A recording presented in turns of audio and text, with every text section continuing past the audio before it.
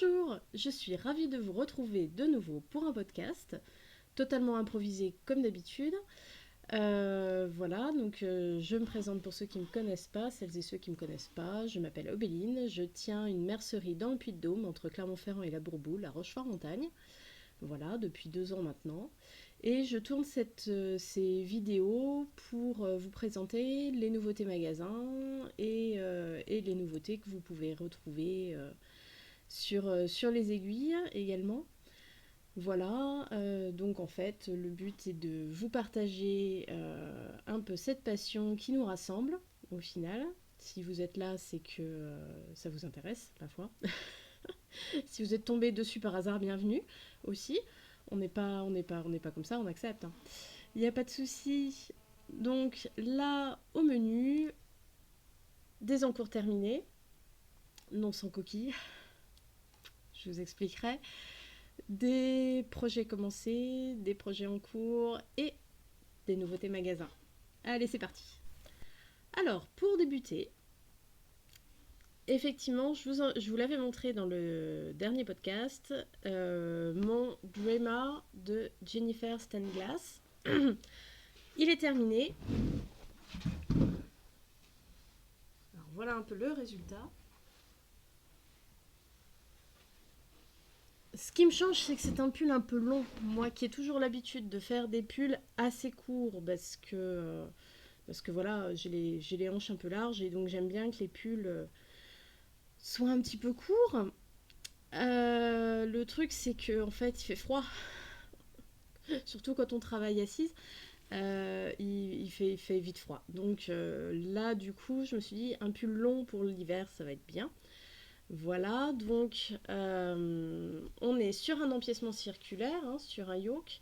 Moi, je l'ai réalisé avec les laines que j'ai en magasin. Donc du coup, il s'agit de la laine Katia, la Merino Aran et la Merino Tweed.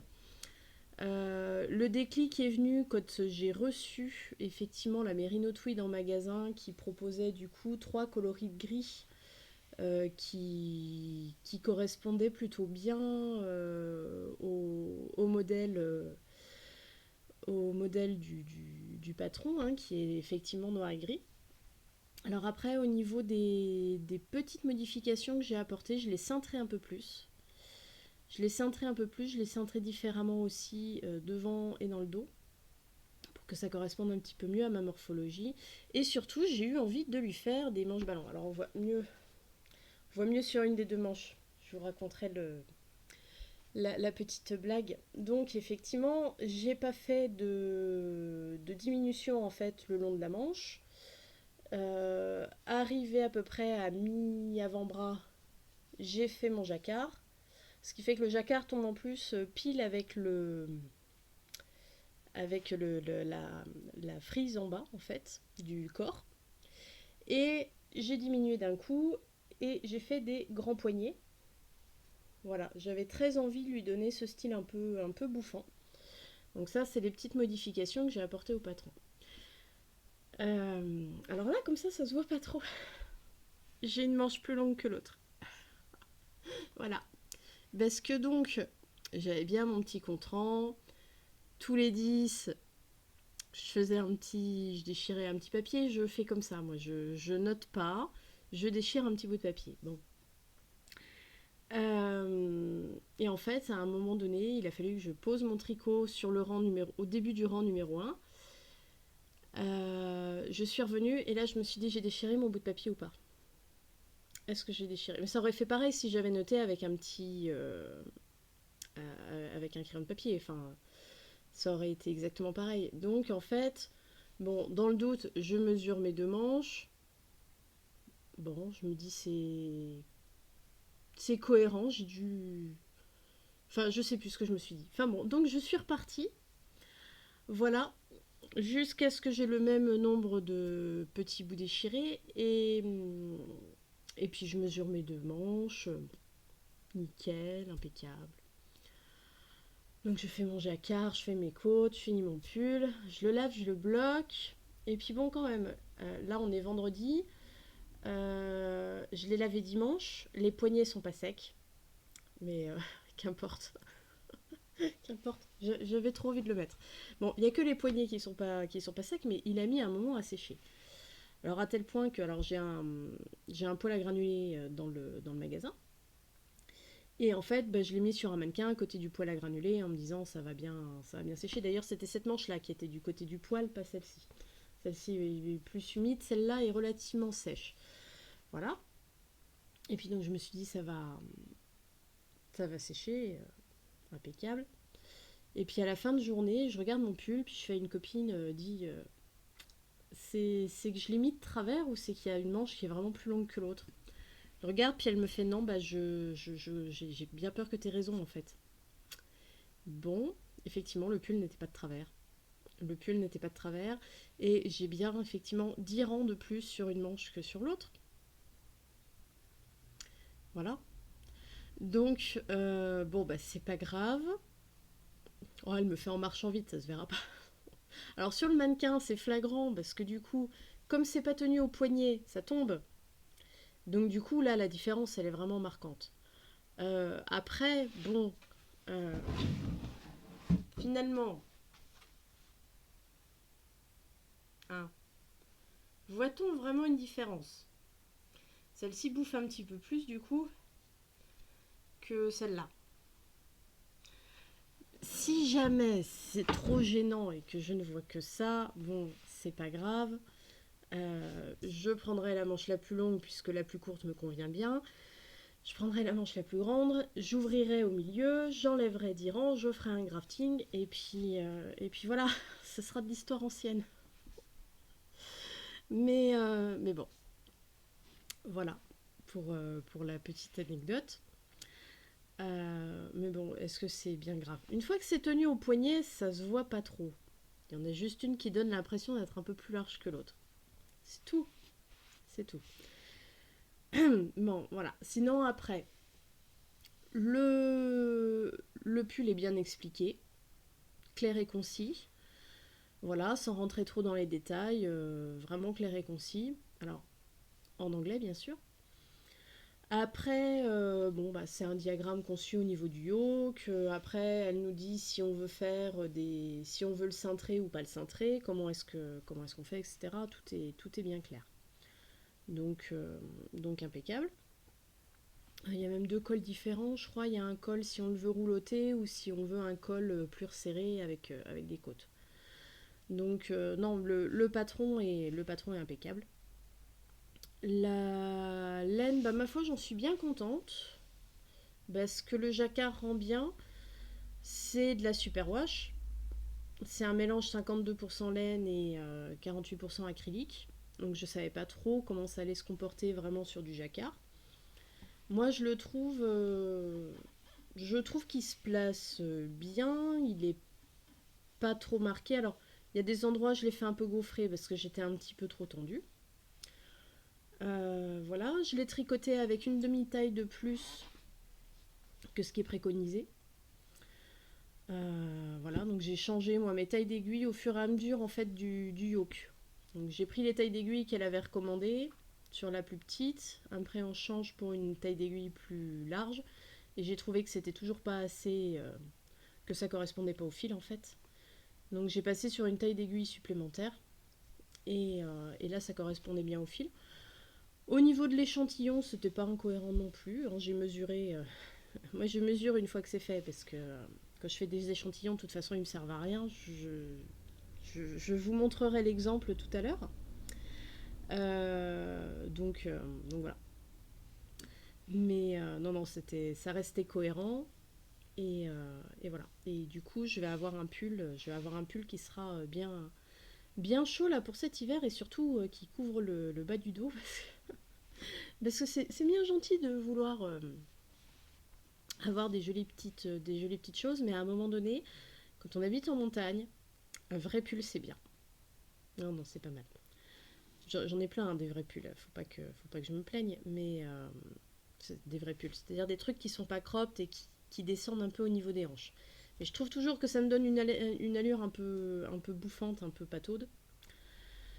Donc c'est pas forcément ceux que je mets le plus, mais il va falloir que j'apprenne à vivre avec en fait. Ce sera très très bien. Ce sera très très bien. Donc voilà pour ce modèle-là, donc le Drema de Jennifer Stenglass, et dans les qualités Katia, Merino Aran et Merino Tweed. Voilà pour celui-ci.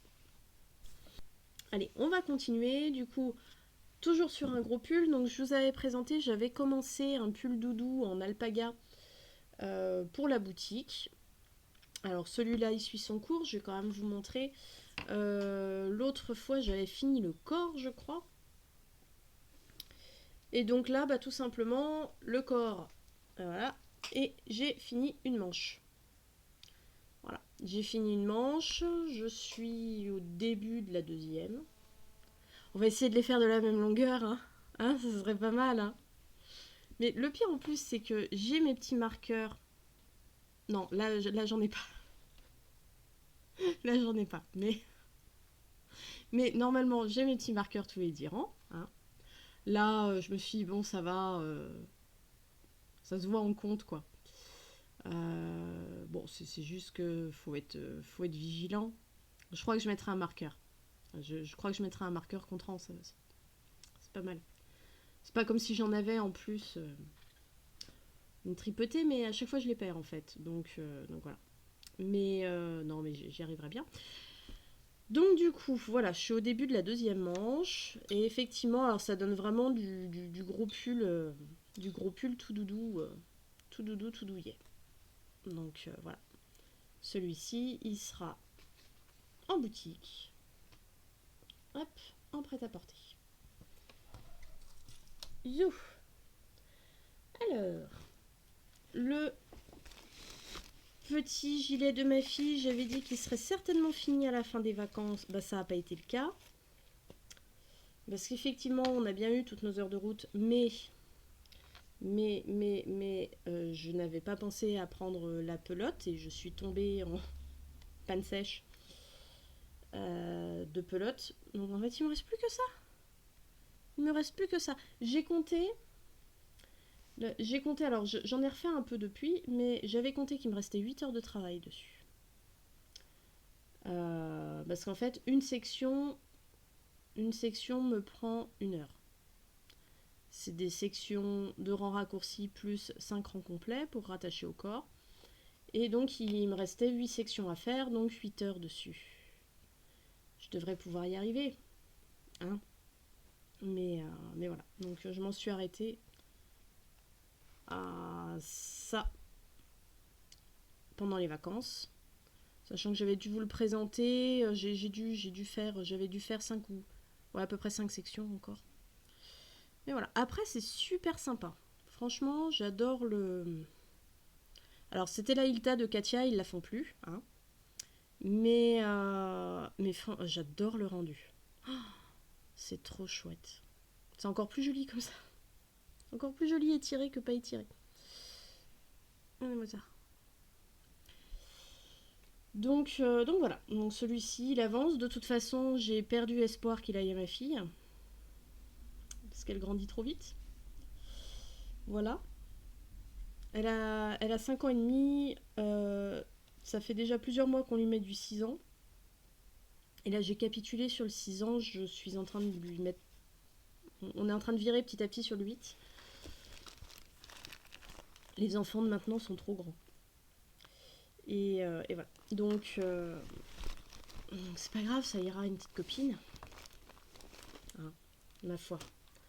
Ça reste tout mignon quand même. Voilà. Mais je sens qu'elle va râler et que je vais avoir encore le droit à oui maman tu me fais des choses mais en fait je peux pas les mettre et elles sont toujours au magasin. Elle a pas tort, hein. Alors je vous présente quand même. J'ai ma bande de multi-encours anonymes qui m'ont offert un super mug, l'escargot qui pique papote. Voilà. Et des étiquettes avec le logo, des étiquettes à coudre avec le logo qui sont donc qui ont été faites par Création Solognotte. Voilà, qu'il va falloir que je contacte quand même un jour parce qu'on en avait discuté à la palisse, j'avais bien envie de rentrer, il manque des petits marqueurs mignons et des choses comme ça, et du coup on avait bien discuté. Faut que je prenne le temps du coup de la contacter, mais voilà, du coup, c'est tout à fait dans le, c'est tout à fait dans l'air dans l'air du groupe. Voilà, donc ça c'était pour les encours que vous connaissiez déjà. Quand j'ai eu terminé celui-ci, je m'étais lancée sur un test d'Anaïs Louve, ça faisait longtemps. Et donc, du coup, alors, en pull enfant, je m'étais lancée pour faire le pull à ma fille. Et alors, on avait discuté coloris avec ma fille, donc elle veut encore des choses. C'est un enfant, c'est ça qui est génial. On devrait garder cette âme d'enfant. Donc, la discrétion absolue. On s'était lancé, donc j'avais fait l'échantillon. Eh, puis pas un petit échantillon, un vrai échantillon. Hein, ça rigole pas quand même. Donc on était parti sur un fil fingering, mais enfin plus sport, très gonflant, etc. Mélangé avec un acrylique de Bergère de France que j'avais en stock. Et après, en fait, il fallait trouver un dégradé pour les rayures. Alors c'était pour ça que j'avais essayé plusieurs combos. Et on avait fini par de la bling bling de chez Fenty et un cake de chez Action que j'avais acheté pour elle il y a super longtemps. Voilà. Donc comment faire un combo belle laine et cheap, parce que la laine sport c'est de la laine de teinturière. Bon. Mais la combinaison lui plaisait. Très fort. Puis en plus il y a un petit peu de brillant par endroit. Enfin, les rayures bleues il y avait du brillant dedans. Alors forcément, de la couleur et de la paillette, c'est normal quoi. Normal. Et j'avais même essayé à un moment donné d'intégrer un fil métallique en plus dans le orange, histoire de donner un peu de paillettes au orange quand même, qu'il soit pas jaloux. Parce qu'il allait être tout triste, ce petit orange, à avoir des copains qui avaient de la paillette et pas lui. Et bon, le rendu était pas folichon, donc j'ai laissé tomber l'idée. C'était pas du tout approprié avec ce fil-là. Bon. Et puis alors du coup, j'ai monté, une fois que j'ai eu fini celui-ci, je me suis dit, allez, j'ai le droit, je fais un caston. Donc j'ai monté mes mailles, tout va bien, jusque-là. Et puis en fait, j'avais fait quoi? J'avais fait 2 centimètres et je me suis dit, ça m'enquiquine quand même de mettre de la belle laine avec du cheap. Et puis en plus, bon là, le test, je le fais en 6 ans, alors c'est un pull qui est oversize. Vraiment, je pense que... Enfin, j'ai regardé hein, la taille que je fais là. En circonférence de pull, je pourrais rentrer dedans. Donc on est vraiment... Voilà, Anaïs, elle voulait un pull enfant oversize. Vraiment boxy, en fait. Le boxy, carré, court, enfin voilà. Et... Et ouais, non, je trouvais ça dommage parce que ça avait beau être du 6 ans, ça restait quand même un pull enfant. Je me suis dit, la petite, je sais pas combien de temps elle va le mettre. En plus, je me suis énervée pendant X temps parce que le fil que j'avais choisi, le fil rose que j'avais choisi, c'était le même qui m'avait servi, que j'avais acheté à la roulotte d'Hélène, qui m'avait servi pour mon châle de la petite sorcière. J'avais acheté 2 écheveaux, un pour moi pour faire mon châle et un pour ma fille, parce que j'étais sûre qu'elle allait me le piquer. Et j'avais un reste, j'avais un reste sur mon écheveau. Impossible de remettre la main dessus. Donc comme pour le test d'Anaïs, elle préconise 480 mètres de fil pour le coloris principal et que mon écheveau en fait 400, au départ je m'étais dit nickel, vu que j'ai mon petit bout de peloton qui reste, ça va être nickel, ça va aller impeccable. Sauf que j'ai pas réussi à remettre la main dessus. Je l'ai cherché pendant 15 jours, j'ai retrouvé l'autre reste des chevaux qui m'avait servi à faire la bordure, tous les restes des chevaux qui m'ont servi à faire le reste du châle en fait, mais pas celui-là. Alors après, je me suis dit, est-ce que je l'ai donné à une copine ou pas, ou je sais plus. Je sais pas où il est. Il est passé dans une autre dimension. Impossible de remettre la main dessus, donc ce qui fait que, bon, déjà, je trouvais ça dommage de mélanger un bel écheveau comme ça à du cheap, et en plus, j'étais un peu bah, fâchée, faut le dire. C'est accueille tes émotions. J'étais fâchée et déçue de moi-même de ne pas retrouver ce bout d'écheveau qui me restait. Et donc, du coup, je n'arrivais pas à aller plus loin, en fait, que mes 2 centimètres, en me disant, de toute façon, t'auras jamais assez pour finir, et puis c'est quand même dommage, et puis tu fais un pull à ta fille avec un bel écheveau qu'elle voudra certainement garder au moins toute sa vie, si c'est pas au-delà. Donc, non, en fait. Non, c'est... Donc j'ai tout posé et je suis repartie à rechercher autre chose, sachant que ça faisait déjà un moment que j'avais... Non, bref. Et me restait, quand elle était bébé, une énorme pelote. Alors c'est du plassard. Une énorme pelote, 480 mètres. C'est qui va faire du yard chicken. Surtout que je l'avais déjà entamé pour faire un pompon. Parce que donc, quand ma fille était bébé, j'avais acheté 2 pelotes comme ça, et avec une, j'avais réussi à faire un gilet et un bonnet.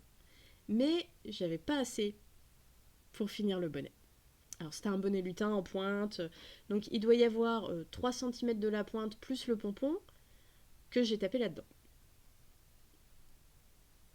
Sauf que la pelote entière fait pile ce qui est recommandé. C'est qui va faire du yarn chicken. Bon, c'est pas grave. J'ai l'habitude. j'aime j'aime m'imposer des défis comme ça. Mais ça match au niveau de l'échantillon, puisque du coup j'ai monté mes mailles et puis j'ai mesuré après. J'ai monté quelques centimètres et j'ai mesuré après. Et voilà, eh ben, ça se voit encore mieux dans la foule. Ma fille est ravie. Ravie. Il y a un côté néon en plus là avec le dégradé qui repart sur le rouge. Il y a un franc côté néon avec les rayures orange quand même. C'est... non, faut profiter de ça tant que ça dure. Donc voilà, donc là, bah, vous voyez, j'en suis au niveau de l'encolure. On est sur une encolure accrue. Un peu bateau. Attendez. Hop. Ah, je voulais passer la tête dedans pour vous montrer. Le fait qu'il soit sur Scooby-Doo, je suis pas sûre. Hop. Voilà. Voilà. Et donc on est sur une petite marinière, comme ça. Vous voyez, hein, quand je vous dis que c'est bien boxy, là je fais la taille 6 ans. Je vais enfin pouvoir rentrer dans du 6 ans. Vous savez, il y a eu toute une traite comme ça qui a été, qui était sur TikTok il y a... Alors, moi, je suis pas du tout sur TikTok. Je suis sur les autres réseaux, mais je suis pas sur TikTok. Mais je sais que ça avait fait scandale parce que c'était une grande mode où il fallait que les filles, elles montrent qu'elles soient encore capables de rentrer dans des t-shirts taille 8 ans. Bah... Et je vais rentrer dans un pull taille 6 ans, attendez. Hein. C'est... fou. Trop la classe. Donc voilà. Donc c'était normalement... alors Anaïs, elle avait utilisé 3 fils. Fingering, light fingering. Un mélange de 3 fils pour obtenir l'échantillon qu'elle souhaitait. Et donc là, moi du coup, je suis directement sur un gros fil. En plus, comme ça, j'ai pas 6 pelotes à gérer. Je sais pas, Anaïs, comment t'as fait pour gérer 6 pelotes. Voilà. Donc en partant sur de la bulky, on était directement bonne. Voilà, donc ça c'est mon nouvel en cours officiel. Avec les filles du Café Tricot, et ben on a lancé un petit cal gnome. Voilà. Donc voilà, la première étape a été faite. De ce gnome, on avait à faire cette semaine le bonnet. Et ben là, on va attaquer le corps cet après-midi. Non, pas cet après-midi, demain, samedi. Demain, samedi, on attaque le corps. Voilà, donc ça va être bien sympa. Alors, j'ai utilisé une pelote que j'avais récupérée de ma mère, qui est un coton mélangé viscose, je pense. J'avais plus l'étiquette, mais au vu du toucher, c'était un peu ça. Un fil un peu flammé, rouge vif avec des fils argent et or. Voilà. Et je lui ai ajouté, pour lui donner ce petit côté fluff, je lui ai ajouté du coup un reste que j'avais de mon châle Satisfaction, le coloris pique-nique de Tricot et Stitch. Voilà, de quand j'avais fait mon châle Satisfaction de Tricot et Stitch. Donc voilà, j'adore le résultat. J'adore le résultat. Alors je sais pas si la suite, le corps, j'avais bien envie de le faire. J'ai des restes de marron chiné. Alors je m'étais dit pourquoi pas marron chiné. J'ai pas envie de le faire spécialement vert parce que j'ai peur que ça fasse trop Noël. Sinon je m'étais dit orange. Je sais pas. J'ai des bleus, enfin bon, comme toute tricoteuse qui se respecte, j'ai 25 millions de restes de pelote, voilà. Donc c'est pas ça qui manque, mais j'ai des jolis gris, vu que j'ai un peu d'argenté dans le bonnet, mais gris, j'ai peur qu'après, avec la barbe, on ne voit pas très très bien. La barbe, j'ai un reste de copito, de soft gratté de Katia écru. Je me suis dit que ça irait très bien. En plus, la soft grattée, elle est un peu poilue. Je me suis dit que ça irait parfaitement bien pour faire la barbe. Mais du coup, je me suis dit, si je fais le corps en gris, ça va être un peu fadasse. Donc je sais pas, j'ai jusqu'à demain pour me décider de quelle couleur je fais le corps. Voilà.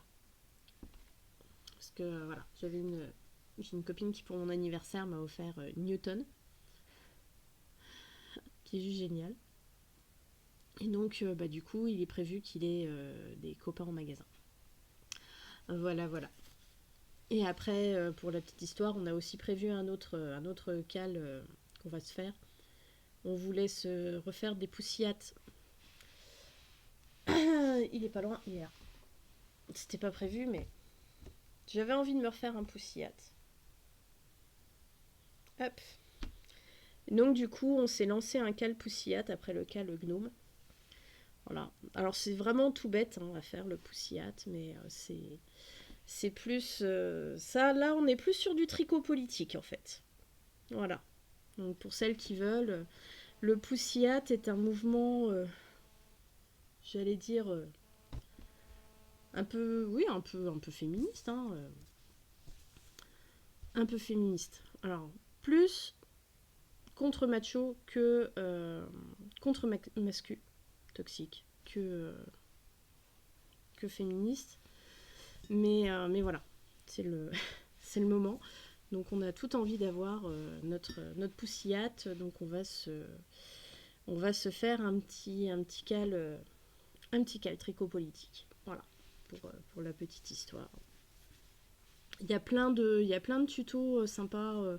Il y a plein de patrons sympas gratuits sur Ravelry sur les poussillates, si jamais ça vous dit de rejoindre ce mouvement qui a été instauré, je crois, alors aux États-Unis, du 2016-2017. Et voilà. Du coup,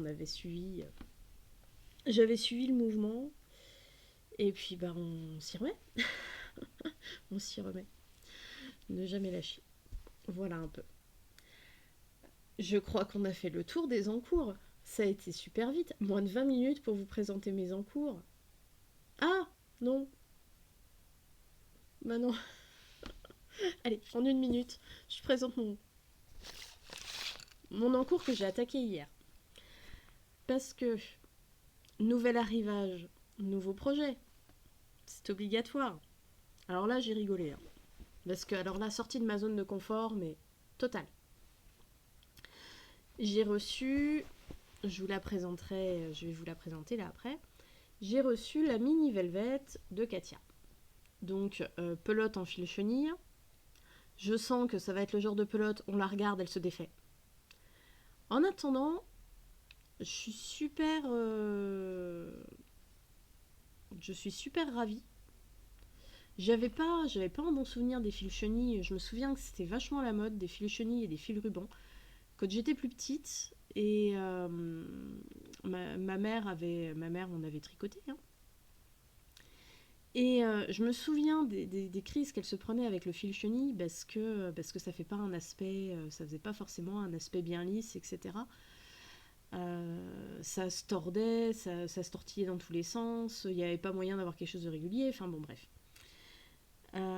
Moi après, de mon point de vue perso, à le porter, oui c'est doux, mais c'est froid en fait. Ça laisse passer tout le froid. Ça ne garde aucune chaleur, ça laisse passer tout le froid. Bon. Alors là on verra parce que la technologie elle a clairement changé. On n'est plus sur le fil chenille qu'on avait il y a 30 ans. Coup de vieux. Mais, donc on va voir ce que ça donne. Mais en attendant, c'est super souple. C'est vrai que c'est doudou. Et bah du coup, forcément, je me suis dit, ah, faut le tester. Voilà. Alors, Katia, avec la mini Velvet, a sorti des modèles gratuits. Il y a plein de petits modèles gratuits qui sont vachement sympas, que je vais vous mettre là. Et des modèles de doudou. Hein. Et du coup, j'ai eu envie de me lancer sur le capybara pomme. Donc, j'ai crocheté hier. J'ai fait du crochet. Ben, je me rappelle pourquoi je ne suis pas crochet. Non, c'est qu'il faut tout le temps compter en fait. Faut tout le temps savoir où t'en es. Faut tout le temps te souvenir. Te souvenir de si t'es sur, si t'es sur trois mailles serrées, si tu dois faire ton augmentation à ce moment-là ou pas, quoi. Enfin, non, non, moi je suis perdue. Alors déjà le fait de crocheter en rond, l'avantage c'est que j'ai pas le... Moi ce qui pêche toujours que je fais du crochet en fait, c'est que je ne suis pas attentive du coup, que je ne sais jamais où faire ma première bride par exemple, quand on veut monter un carré. Hein.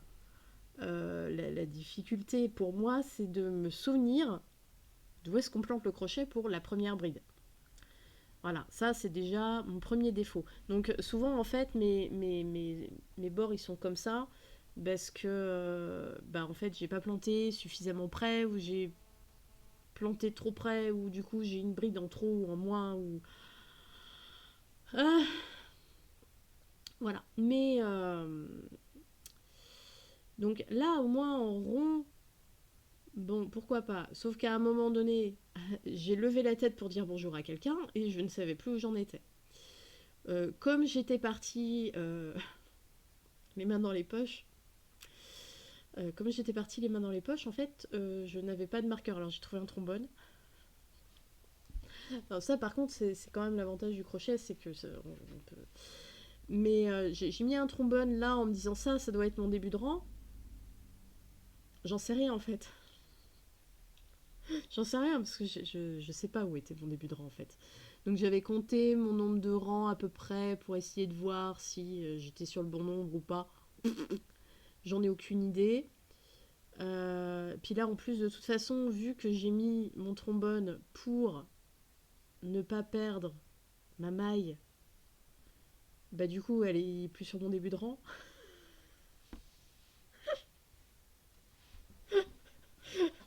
Bref, pour le moment, bon, ça ressemble pas trop à un nez de capybara,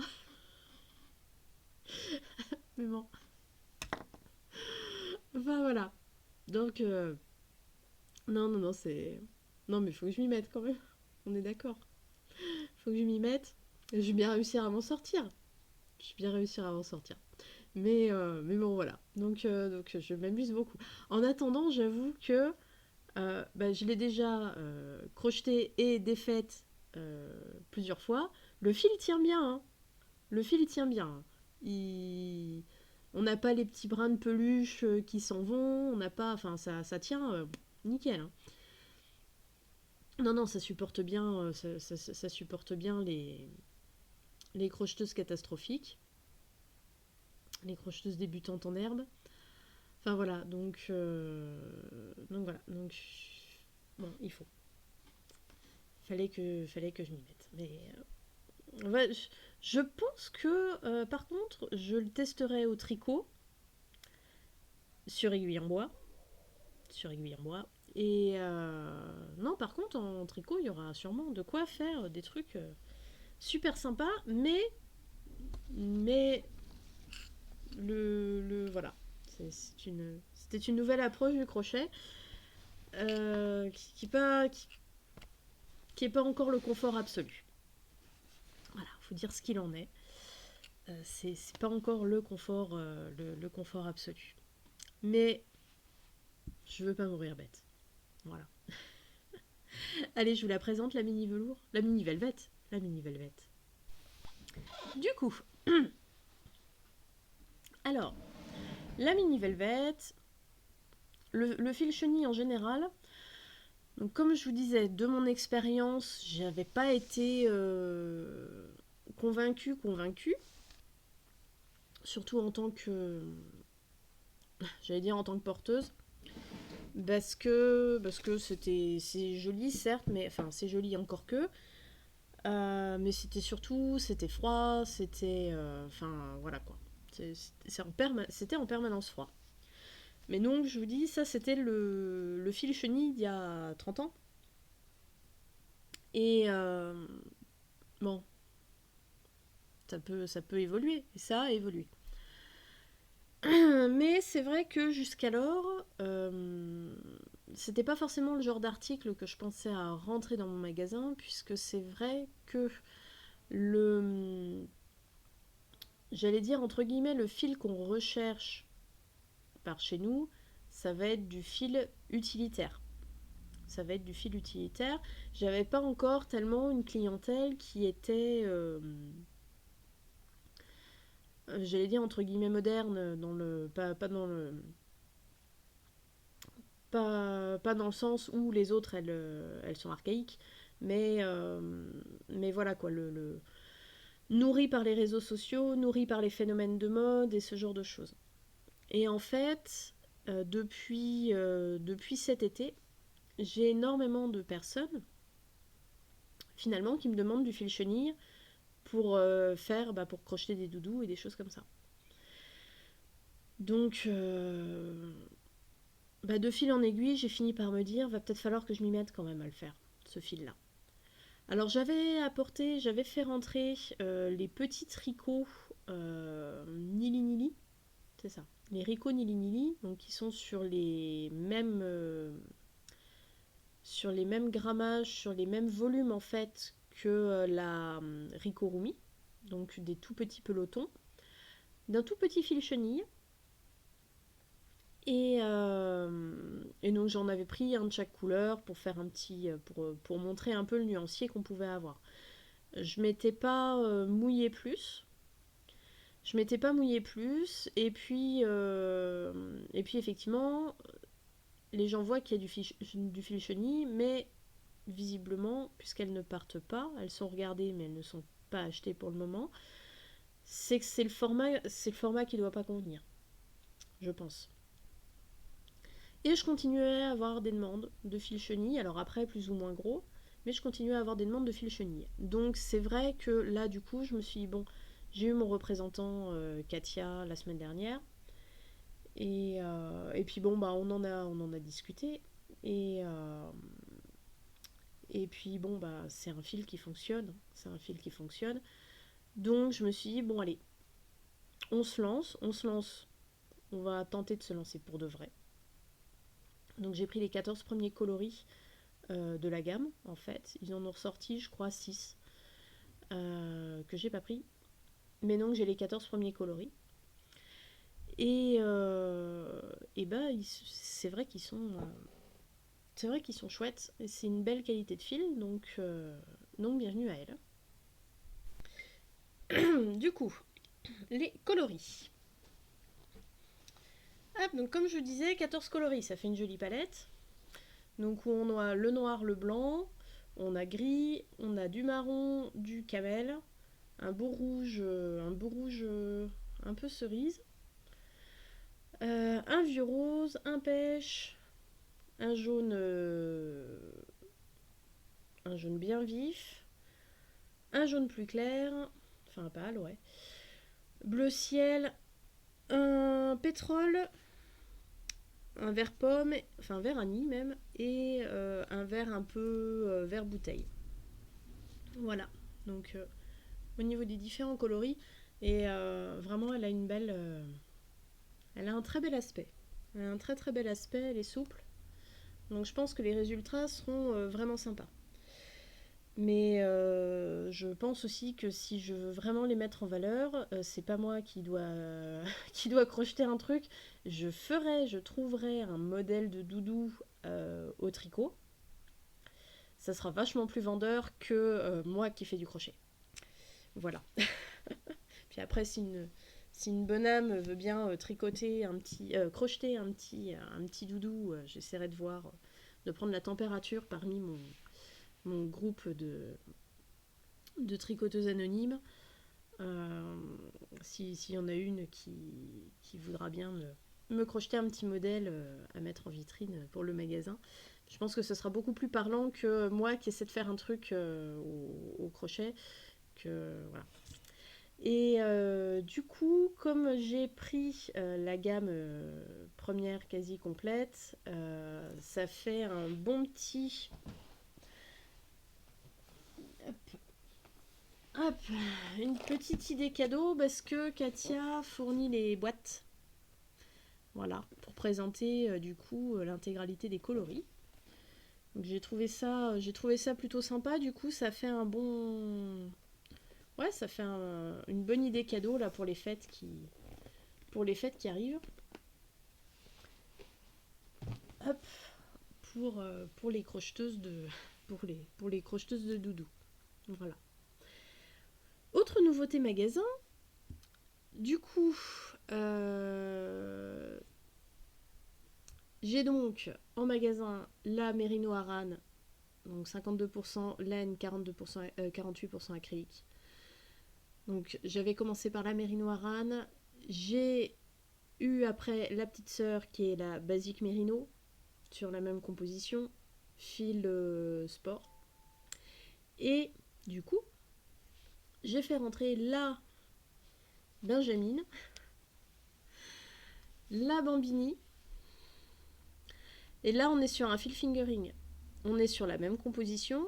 On est sur une fibre du coup que je connais bien en magasin parce que la Basique Merino, ma fille a plein de pulls en Basique Merino. J'ai que des bons retours sur ce fil-là. Et puis bon, bah, la Merino Aran, je commence à bien la connaître aussi, pareil, que des bons retours. Donc je me suis dit, je vais faire rentrer la petite sœur officielle qui est la Bambini, pareil, 52% laine, 48% acrylique. Et on est sur un vrai fingering, c'est-à-dire 200 mètres les 50 grammes. Voilà. Alors, j'ai pas pris une grande collection pour le moment. Le temps de voir si j'ai une clientèle qui serait intéressée par du vrai fingering. Donc là, pour le moment, en fait, je n'ai rentré que des layettes. D'ailleurs, je suis en train de me dire, je vois que j'ai même pas pris de noir, qui est quand même une couleur de base à faire rentrer. J'ai même pas pris le noir, j'ai vraiment pris que des coloris. Layettes, alors j'ai des coloris layettes pour les, celles qui assument. Celles qui assument. C'est méchant ce que je dis. C'est que c'est grandement la mode en fait comme je disais, hein, des gris et des beiges. Donc j'ai commandé des coloris pour celles qui veulent des couleurs. Voilà. Donc j'ai un rouge pompier, un bleu ciel, un rose pâle et un vert sauge. Entre le sauge et le céladon en fait. Voilà. Donc ça c'est pour celles qui ont envie de mettre des couleurs. Et pour celles qui veulent rester sur du naturel, les coloris sont très très beaux aussi. Je trouve même presque les coloris plus beaux dans la Bambini que dans la Basique Merino. Parce que la Bambini en fait ça a été l'Anastop pendant très longtemps. C'était pas directement Katia. C'était la Nastop. Et donc en fait, ils n'ont pas forcément la même gamme de coloris que ce qu'on va retrouver sur la Basique Merino et sur la Merino Aran. Peut-être que petit à petit, ils vont venir à avoir les mêmes coloris, mais c'est vrai que du coup, je trouve que... Voilà. Les coloris sont plus beaux. Enfin, c'est d'autres coloris. Et elle est un petit peu, je trouve, elle a un petit côté brillant. J'aime énormément la camelle. J'aime énormément la camelle et la camelle et le beige là, j'adore. Elles sont vraiment, et je les trouve, ouais, je trouve que les coloris de la camelle et du beige là sont plus jolis qu'en Basic Merino. Le truc que je trouve un petit peu dommage là, par exemple, en Basic Merino, ça fait 2 ans. Ça fait 2 ans que j'ai envie d'un marron qui est chaud, un marron chocolat, quelque chose de réconfortant. Et en fait, bah chez Katia, il n'y a pas. Chez Katia, il n'y a pas. À part les coloris naturels alpaga. Mais ils n'ont pas sorti, et c'est dommage, sur la gamme Basic Merino, qui est quand même vraiment, comme son nom l'indique, un basique. Et puis même dans les autres, il n'y a pas un marron chaud réconfortant. Ils ont souvent des marrons qui sont froids, ou des marrons qui tirent un peu sur le gris, enfin des choses qui sont un peu tristounettes. Et ouais, c'est un truc que je trouve un peu dommage. Un beau marron réconfortant, ça serait chouette. Voilà, grosse pause client. Grosse pause clientèle. Je ne sais plus où j'en suis. Donc oui, je vais vous présenter la Bambini. Le fait qu'il n'y avait pas de marron trop chaud, etc. C'était dommage. Bon, bref. Mis à part ce petit aparté, donc, ça y est, nous avons du fil Layette Fingering, donc qui contient un peu de laine. Je sais que j'ai 2 catégories vraiment de tricoteuses de layette. Celle qui veut de la laine et celle qui en veut pas. Bon, donc celle-ci, alors en plus en règle générale, celles qui veulent de la laine, elles veulent du 100% laine. Là, disons que j'ai un compromis avec un fil qui contient de la laine et qui s'entretient facile. Parce que le 100% laine, c'est bien, mais quand même, au bout d'un moment, vraiment pour de la layette, ça a besoin de pouvoir être lavé facilement. Donc voilà. Donc ma gamme basique s'agrandit. Voilà. Avec du coup la Bambini. Celle-là, je vais peut-être pas la tester tout de suite. Je vais bien voir. Alors c'est simple, je l'ai reçue hier matin. Hier à midi, j'avais déjà des pelotes de vendues. Donc je vais attendre le retour de la cliente. Là, vu tout ce que j'ai à faire, je pense que je vais pas la mettre tout de suite sur les aiguilles. Voilà. Et je verrai bien au fil de l'eau ce que ça donne et pour pouvoir faire rentrer d'autres coloris. Donc celle-ci, en fait, entre guillemets, je la mets en concurrence avec la bébé Merino de Fonty, qui est pas du tout la même chose, parce que la bébé Merino de Fonty, on est sur un 100% laine, on est sur du fil de Fonty, on n'est pas, on n'est pas spécialement sur la même gamme. Mais voilà, c'est déjà mon fil fingering du magasin. Après, la plupart des fils layettes que j'ai sont plus épaisses, elles se tricotent plus en 3,5-4. Voilà, donc vraiment, en fil fin, c'est celui qui va, entre guillemets, concurrencer la bébé Merino. Donc je prendrai la température et je verrai bien laquelle des deux a le plus de succès, quoi, je dirais. Et voilà. Pour le moment, je suis pas dans l'idée de me dire que je vais rentrer un fil layette 100% acrylique.